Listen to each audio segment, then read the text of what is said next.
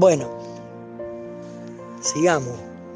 El muro lo lamenta. Y los judíos, de ahí se armó la diáspora, después la persecución, siguieron a los judíos mucho, de ahí está la profecía que esté en la azotea no baje a tomar nada, porque si no lo mataban.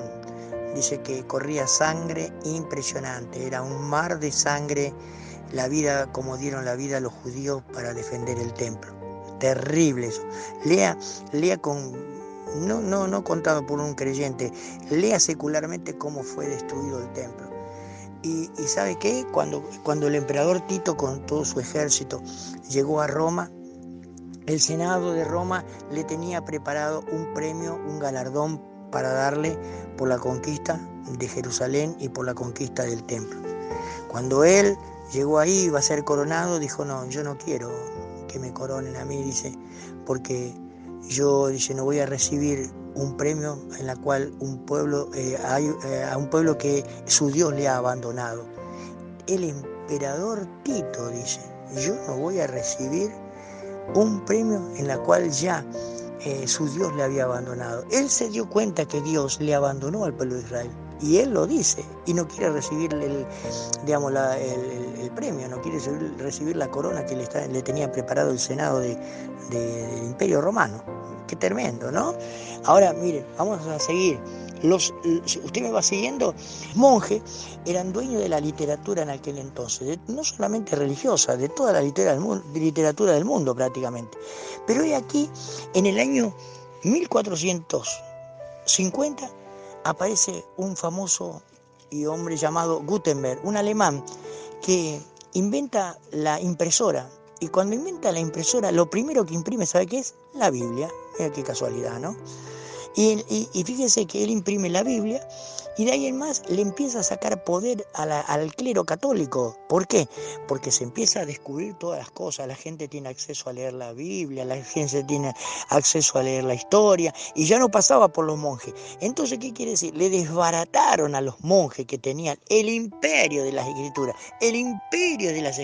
de toda la escritura vida por haber, ya sea de arte, de historia, de lo que sea, ¿no es cierto? Tenían. Entonces, inclusive en la época anterior a esta, ¿cómo se llama?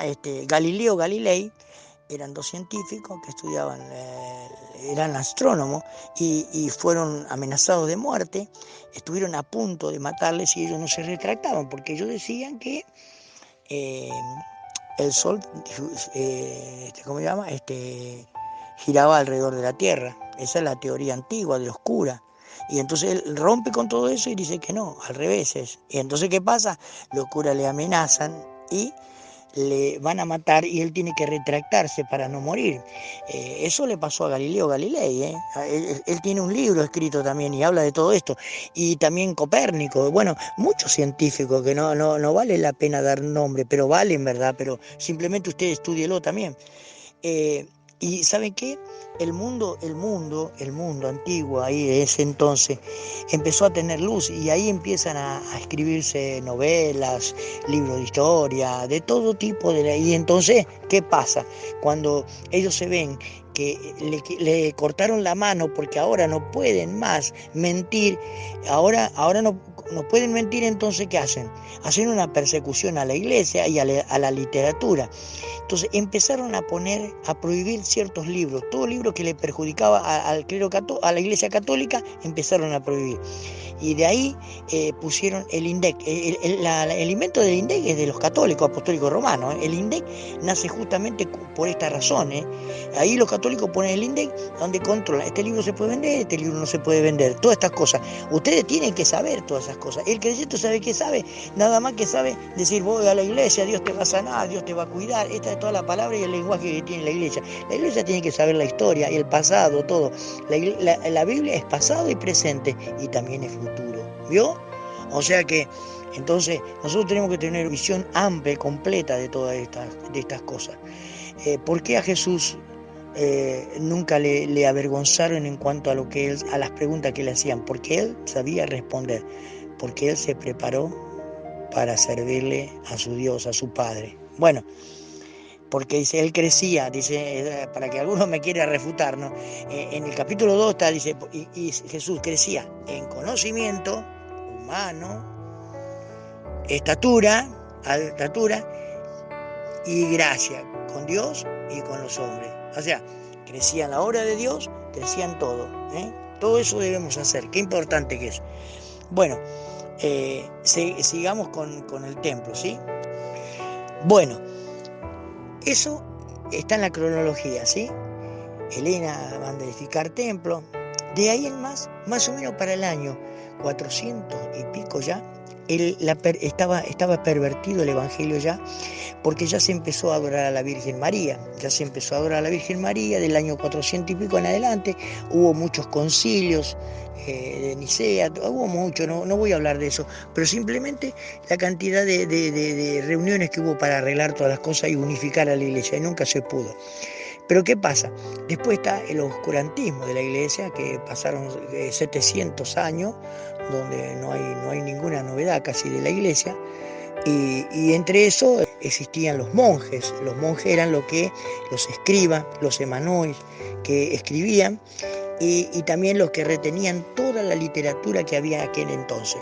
Toda literatura que había por ahí era recibida por ellos y controlada por ellos, porque a la gente, al no leer, la Iglesia Católica Apostólica Romana tomó fuerza después, porque yo soy católico también, porque católico significa universal. Yo soy de la Iglesia, yo soy católico universal, de la Iglesia Universal de Cristo, católico apostólico, porque creo en los apóstoles, católico, apostólico, evangélico, porque mi regla es el evangelio. En cambio, la Iglesia Católica Apostólica Romana depende de Roma, del Papa. Yo no dependo del Papa, sino de las Escrituras, del evangelio, ¿está bien?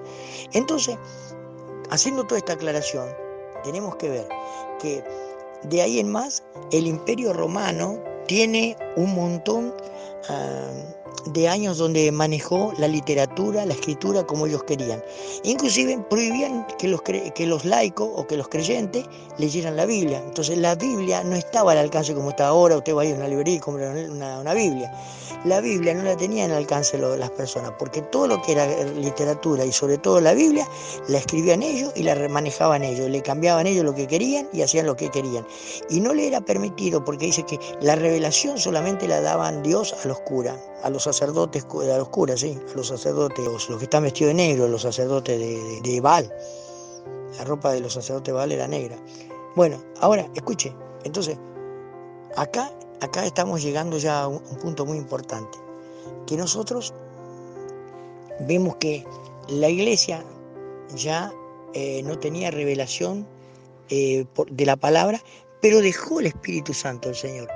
Hay algunos historiadores que cuentan que cuando no había Biblia y se la habían roto los curas, en la época de la persecución, de la famosa Inquisición, en ese entonces quemaban Biblia, le sacaban todo. Y entonces ellos, ¿sabe qué? Se juntaban en los cementerios, en las catapulgas, y ahí en esas cuevas donde estaban los muertos, los cajones, los muertos, ahí se juntaban para leer. Y bueno, y entre todos juntaban la Biblia. Por ejemplo, si uno pedía un pedacito de hoja, el otro tenía la otra, el otro tenía la otra, y así de memoria iban armando la Biblia de nuevo. Pero nosotros tenemos la gracia de Dios de tener el Espíritu Santo, porque Él es el Maestro, el Señor, y por más que se perdiera la Biblia, siempre el Espíritu Santo va a hacer recordar todas las cosas, ¿entienden?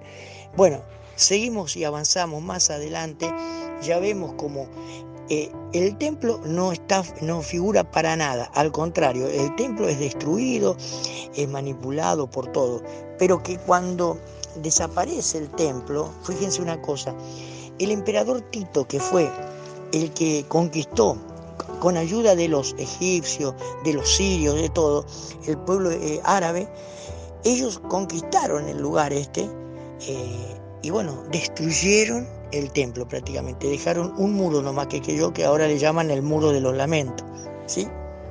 No va a quedar piedra sobre piedra, dijo Jesús.